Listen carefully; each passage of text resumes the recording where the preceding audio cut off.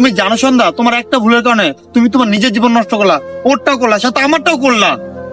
আমি তোমার মুখ থেকে তোমাদের এই ঘটনা শুনে আর ওর এই অবস্থা দেখে আমার তো মনে একটু শান্তি আসতেছে না এখন। বাই দ্য ওয়ে, এই ভুলের জন্য আমি তোমাকে মাফ করে দেবো, কারণ তুমি আমার ওয়াইফ হও, কিন্তু আল্লাহ তাআলা তোমাকে কখনো মাফ করবে না।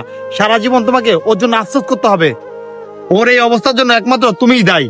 আরে নয়ন, তুমি সব কি বলতেছো? একমাত্র দায়ী আমি মানে? তখন আমি কি করতাম? ওর সাথে পালিয়ে যেয়ে বিয়ে করতাম?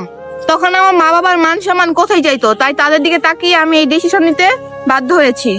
এত কথা বাড়ে নয়ন, কোনো লাভ নাই। নয়ন, তুমি তোমাকে ভালোবাসো তাই না? তুমি আমার জন্য সবকিছু করতে পারবে না? হ্যাঁ সন্ধ্যা, আমি তোমাকে অনেক ভালোবাসি, আর আমি তোমার জন্য সবকিছু করতে পারবো। বলো, তোমার জন্য আমি কি করতে পারি? তুমি আমার ভালোর জন্য তুমি ওকে সুস্থ বানিয়ে দাও, যাতে আমি সারা জীবন ওর সাথে থাকতে পারি। সন্ধ্যা, তুমি আমাকে এটা কি বললা? প্লিজ নয়ন, তুমি আমার সুখের জন্য এই কাজটা প্লিজ করে দাও। ঠিক আছে সন্ধ্যা, আমি ঢাকা শহরের সবচেয়ে বড় হসপিটালে ওর চিকিৎসা করবো। ঠিক আছে, তুমি আর কোনো টেনশন করো না।